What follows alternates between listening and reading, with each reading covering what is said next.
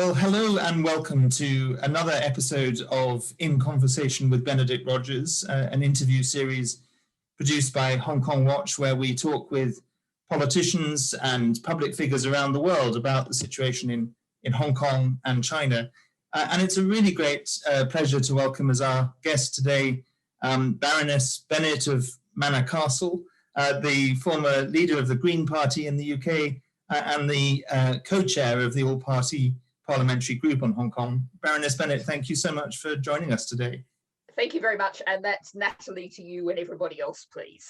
It's great to be with you, and I look forward to the conversation. Thank you very much. Well, actually, just before we get into serious matters, on a lighter note, Natalie, can you explain your title of Baroness Bennett of Manor Castle, because listeners might be interested in that. Certainly. Well, when I was made a peer as a resident of Sheffield, I thought, where should I draw my title from? And the obvious place was the area that I lived in.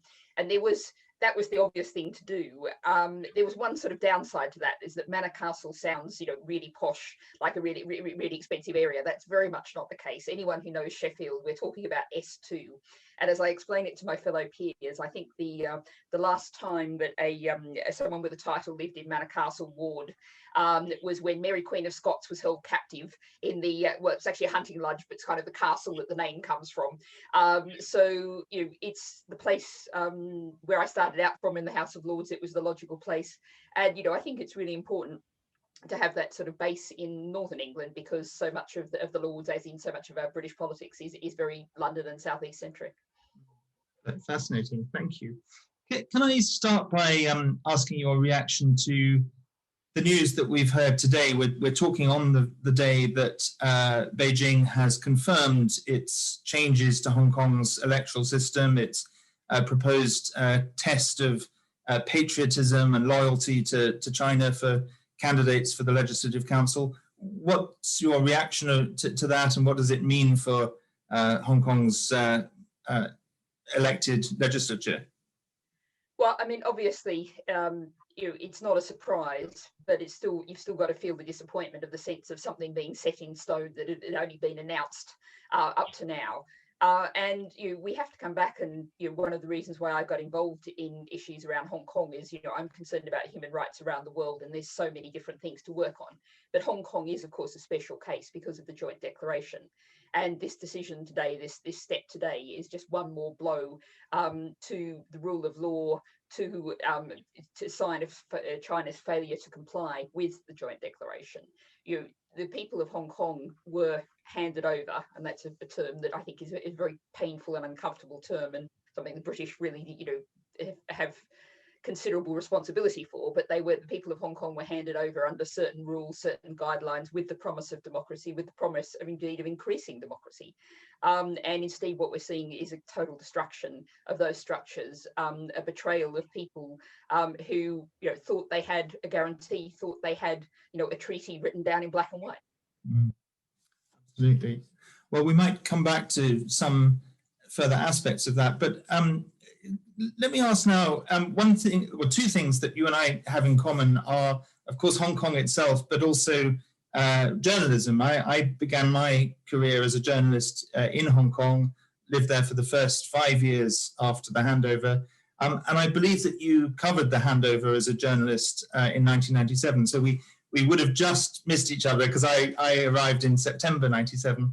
But could you say a bit about how your interest in Hong Kong first began? Certainly. Well, I mean, that sort of base level is that I was actually on the Bangkok Post. I managed the Bangkok Post's coverage of the Hong Kong handover. And it was something that it was of very great interest to the Bangkok Post, because actually, perhaps somewhat presciently, the editor at the time had a vision that perhaps the Bangkok Post could take over from the South China Morning Post as the predominant English language paper of Southeast Asia or East Asia.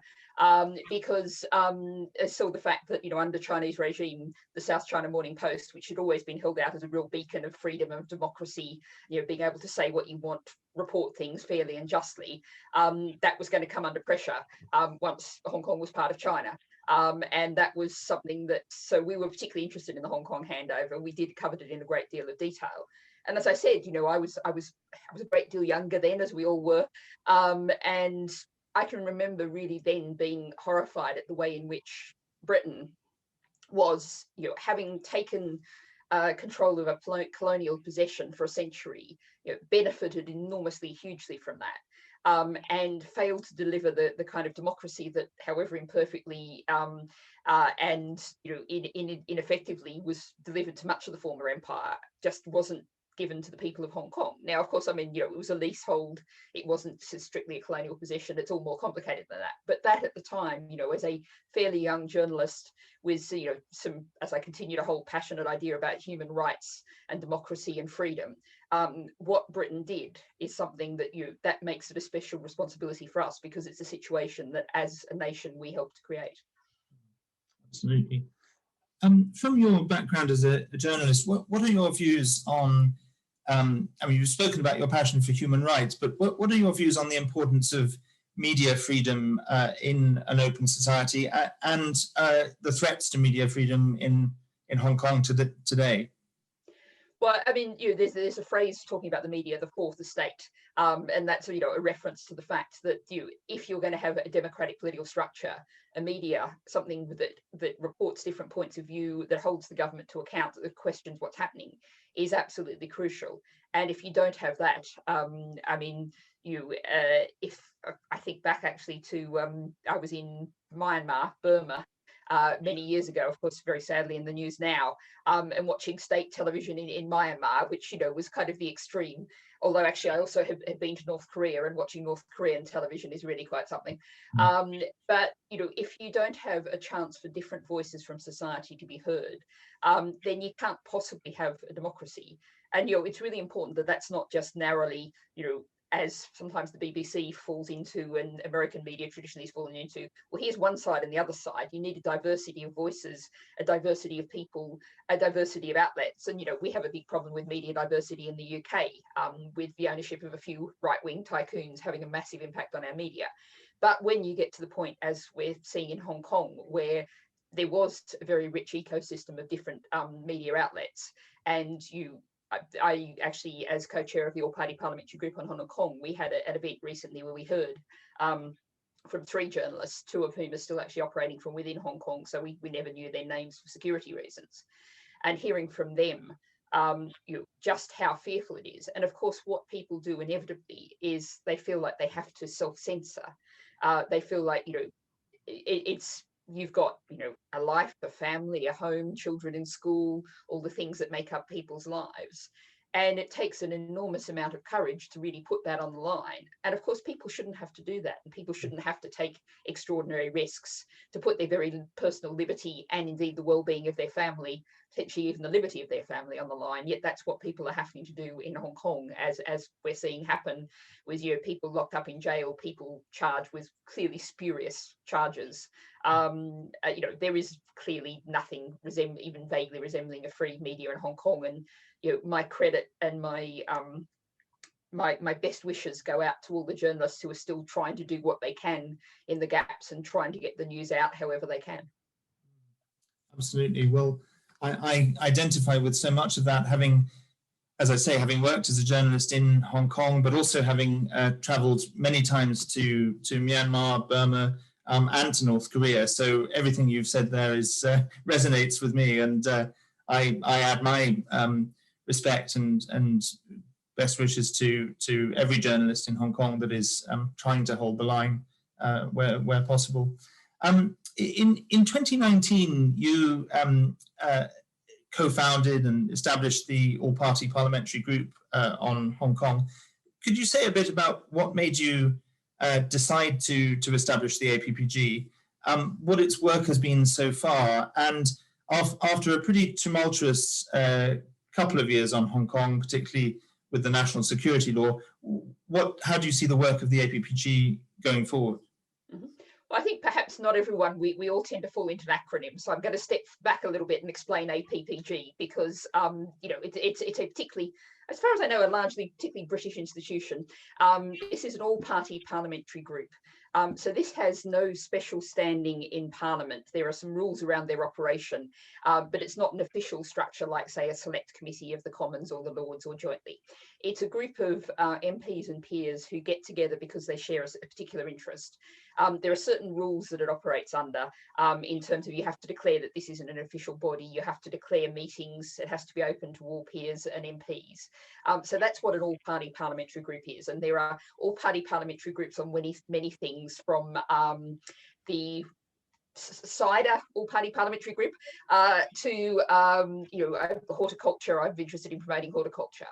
But when we looked and saw what was happening in Hong Kong at the end of 2019, and so much freedom was under threat, and we thought this is, as a group of peers collectively from literally all sorts of politics, we have members, vice chairs who were as broad across the political spectrum as you could possibly imagine, got together to particularly collect and spread information about Hong Kong, ensure that the voice of the people of Hong Kong is heard in the British Parliament, to spread knowledge and understanding, to make sure that it's an information gathering and sharing space, and a space where we can potentially work together to coordinate action on things like challenging, asking the British government, saying, what are you doing? How can you do things? That's what it is. It's essentially, we are looking at what's the legal situation of Hong Kong, the rule of law, Hong Kong as coming under the joint declaration. The UK has a special responsibility. We try to oversee that from a non-party political or a cross-party political perspective. And you ask what we do. I mean, the chief thing we do, and of course, as the world is now at the moment, this is all on Zoom, but we hold regular meetings where we collect information. We hear testimony, we hear from people on the ground in Hong Kong, or people who are experts in Hong Kong. I'm pleased to say that Chris Patton is a regular attendee among these, and also has participated. We've also looked at the issue of Beijing sanctions and how they might work, and particularly in the context of Hong Kong. And we also held what some APPGs do, which is we had a special inquiry where we looked at particularly what had happened during the protests in 2019, and the way in which particularly first aiders, medical people and journalists had been treated by police during those protests. So for the purpose of that, we actually put out an open call for evidence. We had, I think it was 1,000 pieces of evidence in 2 languages. All of that was assembled. We then, as members, parliamentary members, held some hearings. We heard some truly awful testimony, particularly from medical people, also journalists, and then we wrote a report. So it's a way of collecting that information, putting it in an accessible form, and giving people a voice that wouldn't have a voice otherwise. I was going to ask you about that inquiry and report, because I remember it extremely well, and I remember the initial testimony before your inquiry of Dr. Darren Mann, who was one of the people who first highlighted the abuse of first aiders and medics. Could you say a bit about the conclusions and recommendations of that inquiry and your report? Certainly. I mean, sort of before I do that, I mean, Darren Mann, I can remember actually I know it was pre-COVID, because we were actually sitting in a room in Parliament, hearing Darren Mann, talk about what had happened at those protests. Just to give voice to this, I mean, we heard from some young women who'd been medics and first aiders who testified to us anonymously. And so we were looking them down the Zoom, hearing their voices, what they had to say. And one of the things to say about that was, speaking as a feminist, the bravery of young women and men, but particularly young women who went out on the streets, were there to provide succour to anyone who needed, provided medical care to anyone who needed. Yet they were subject to what can only be described as sexual abuse by the police, the most horrendous abuse. And, I can remember some of that testimony very vividly. So that was the picture, the sense we got of what had been happening. The broader conclusions were that essentially that it's easy to say should, but we concluded that basically UN principles that are supposed to protect humanitarian workers all around the world had been breached here. We're talking about people who are not taking part in the protests, medical people who would equally treat a police officer if they were injured in these circumstances. Now, these are principles that have applied for many decades, have been applied in war zones, apply around the world. They're the things that enable humanitarian workers, medics, to operate in the most dangerous places in the world. And one of the things that we particularly highlighted was that once you breach those principles, once you don't follow those principles anywhere, it's really crucial that the whole world, and that means organizations like the Red Cross, it means UN humanitarian organizations, it means governments need to speak out to defend those principles. Because if we lose those principles, if medics don't feel like they are as much as possible going to be protected, if they are not seen as these are non-combatants who do not get attacked, you don't shoot at ambulances. If you lose that, then we get to be a very, very dangerous, very, very world going backward, very, very badly. Absolutely. Last week, the Chinese regime sanctioned 9 of your parliamentary colleagues and a number of entities, and as well as an academic and a legal chambers. What's your reaction to that?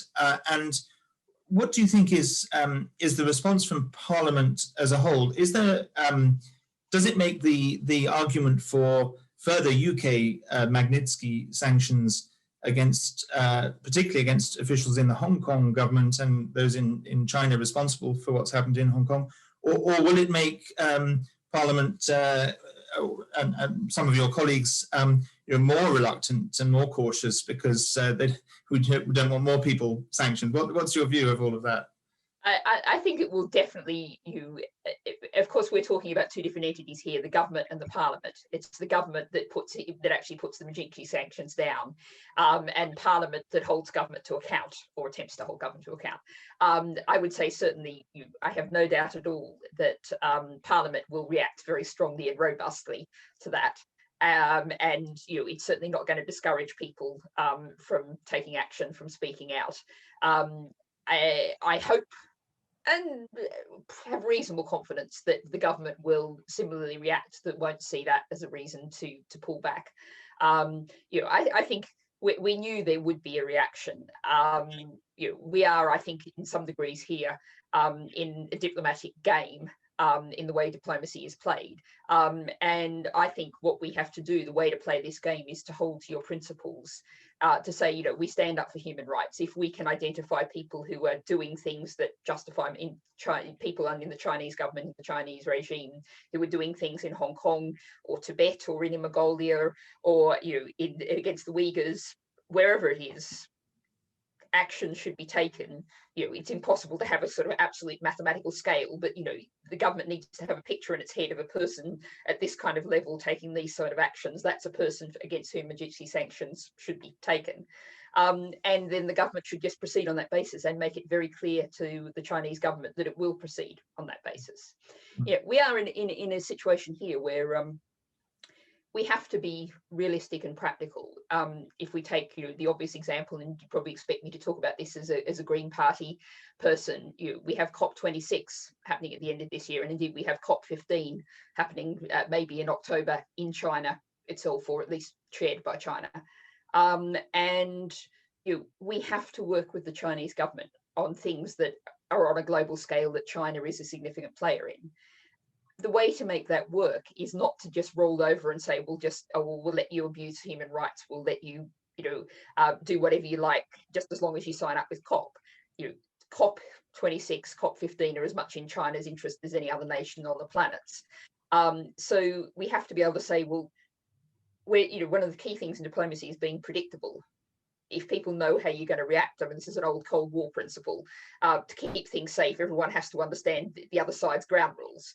And so we need solid ground rules that say the West, as it all too often has not in the past, we're far too often backed dictators, regimes that have abused human rights, from Colonel Gaddafi to Saddam Hussein. We might have turned it against them eventually, but they were originally our people. The Shah of Iran, if you go back even further. And that's given us a world that's profoundly insecure now. The foundation of my philosophy is thinking about, we're going to stand up for human rights. We're going to draw the lines. We're going to say, these are the human rights lines. This is how you can expect us to react. If you do that, we will react in that way. But then, if things get better, if you do respect the international rules and norms, then you can expect a positive reaction to that too. And that's creating a rules-based system. Now, it's difficult because China, as indeed having lived in Thailand, I know what it's like to live in a system that doesn't effectively have a rule of law. And China doesn't operate under a rule of law. But we have to say, in the international arena, things have to operate under a rule of law. And we're going to hold that line as much as we possibly can. That's a very good point to move to the next issue that I wanted to ask, which is the issue of the British and indeed Australian and foreign judges in Hong Kong. Given how much has been dismantled in terms of Hong Kong's democratic system and human rights, and how much under threat the rule of law now is, what's your view of the position of judges? Do you think that it's time for them to, foreign judges, do you think it's time for them to withdraw? Or would you agree with, for example, the former Supreme Court Justice Lord Sumption, who claims that British judges in Hong Kong are still offering some protection? I think what I always like to do when talking about this issue is that rather than focusing on individuals, look at the structural system. And so I can understand, I've spent quite a lot of time as a journalist, spent quite a lot of time in courtrooms over the years, and judges feel like, and sometimes are very effective. In the UK, we've seen this very often in judges have been the bulwark against, the British government, including an illegal prorogation of Parliament. Judges feel like, well, I can be there and I can make a ruling and I can make a difference. So rather than focus on those judges as individual people, I think this is really a structural issue. And I think the countries from whom those judges are drawn have to ask a question to say, is it appropriate for our judges to be going there? And so my focus is on the system rather than on individual people. I'm always reluctant to sort of target individual people and say, you should personally withdraw as an individual person. Because of course people can be in situations where they feel like they might be able to make a difference, and I understand that. So I think it's a question for governments rather than necessarily for individual judges.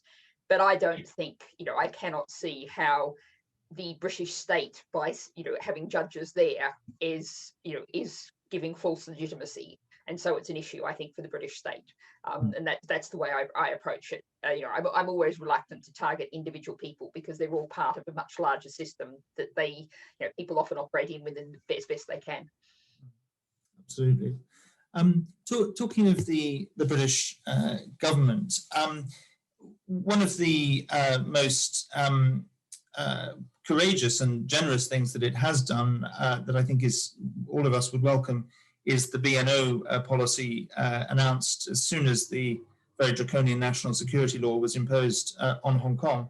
The policy is excellent, and we look forward to welcoming Hong Kongers to the UK, but there is a question obviously around its implementation. What more could be done to make sure that Hong Kong BNOs coming to the UK are welcomed and supported in integration and able to settle here? What are your thoughts on what the government should be doing in that regard?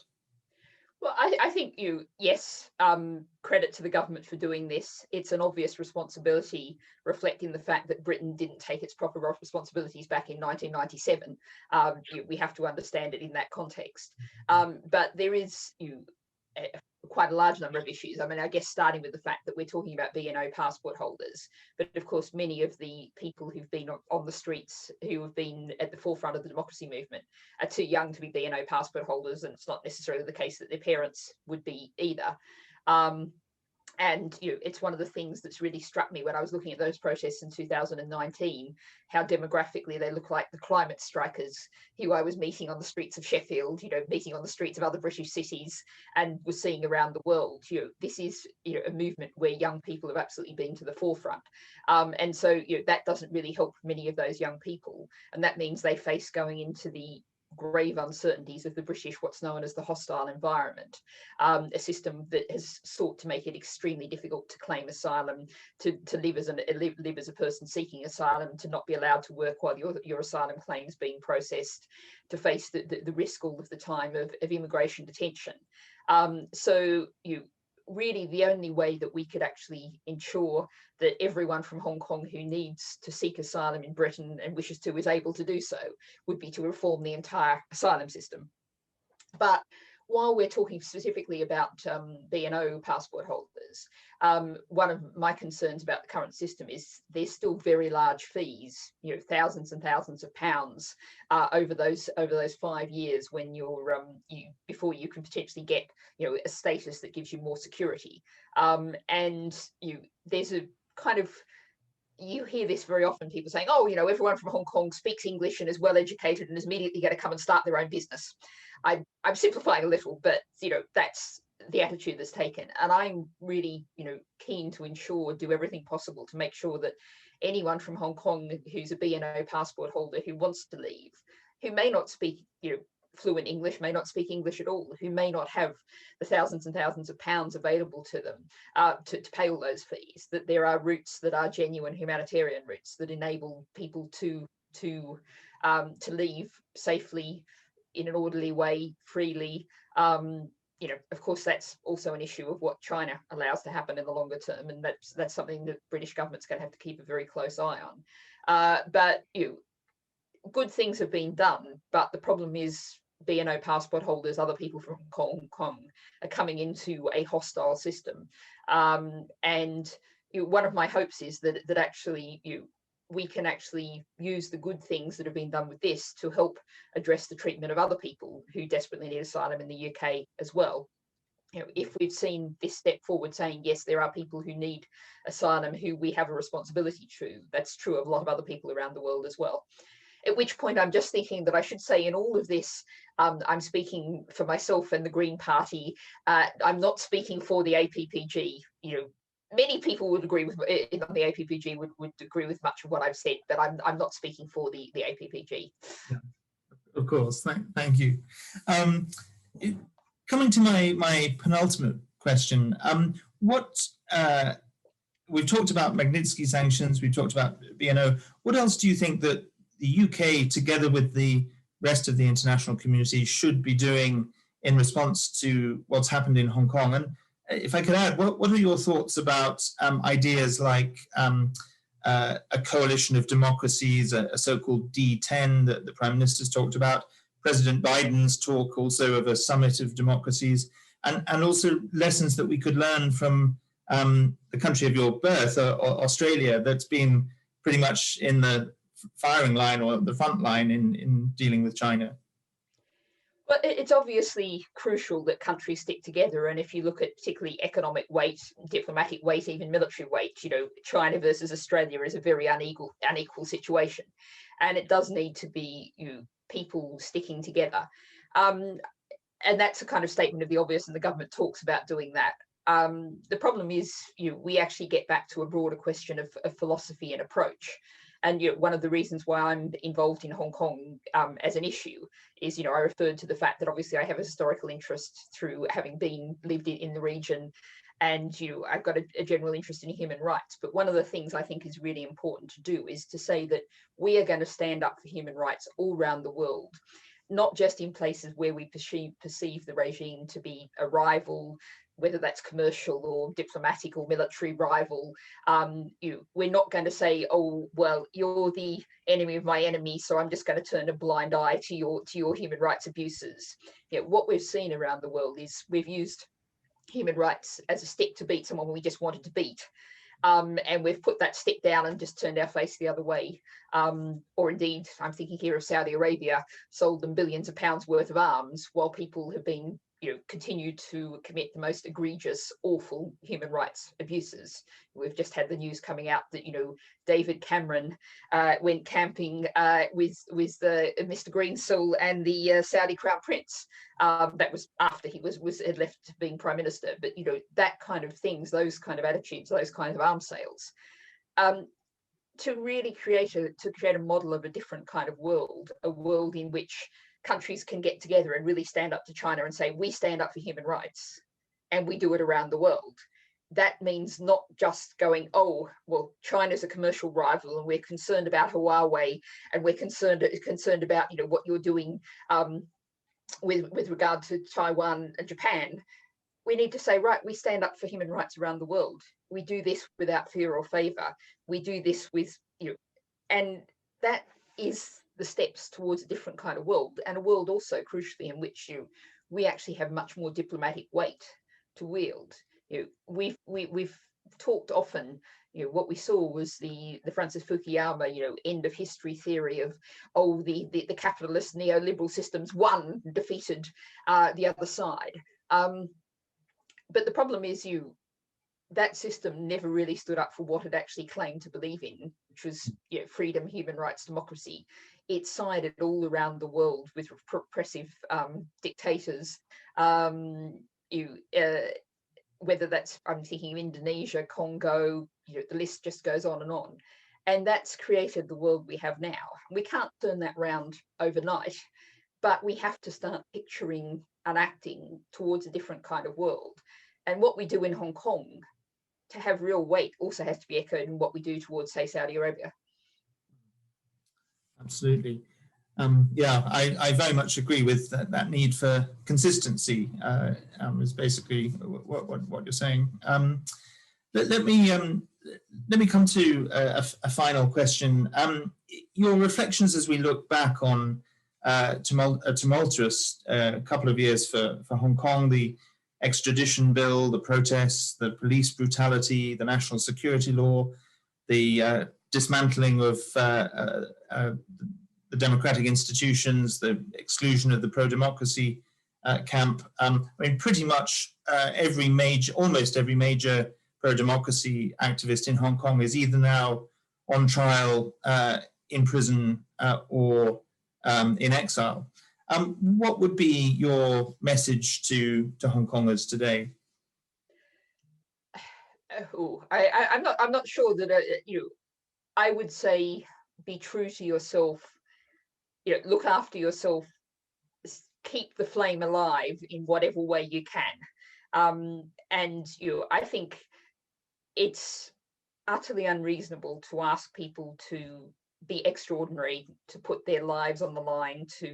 But I think reflecting on the testimony we've heard with the all-party parliamentary group, both in the inquiry that we held and in many of the meetings we've held, there is a real sense, perhaps particularly among young people, of a Hong Kong identity, of a desire for self-government, a desire for self-rule, a desire for Hong Kongers making decisions about Hong Kong.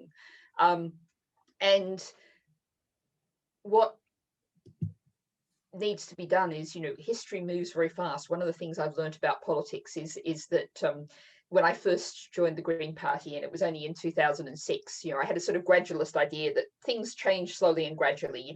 You got your first Green councillor elected, then you got 2 more elected, and gradually you got things in the right direction. But actually, political change happens in big jumps, suddenly and unexpectedly. And as a young journalist, one of the first things I remember is the fall of the Berlin Wall.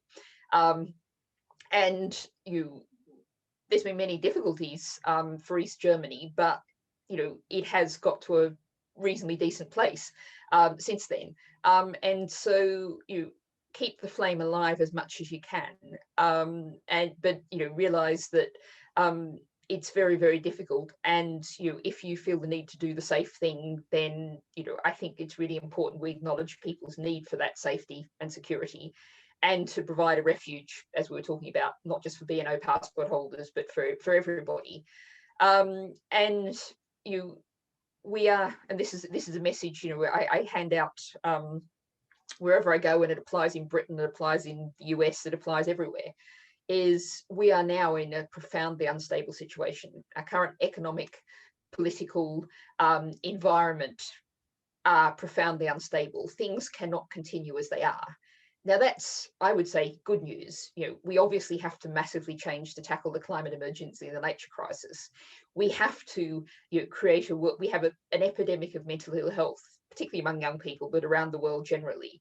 We have huge amounts of poverty. I mean, the the vessel that's just been stuck in the Suez Canal remind us just how fragile and lacking in resilience our systems are in an age where we're going to see far more climate shocks, far more nature shocks, far more shocks to food security.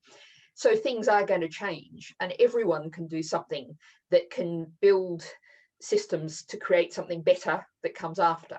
You know, I have a saying, and I guess this is a summary for people in Hong Kong too, which is make politics what you do, not have done to you.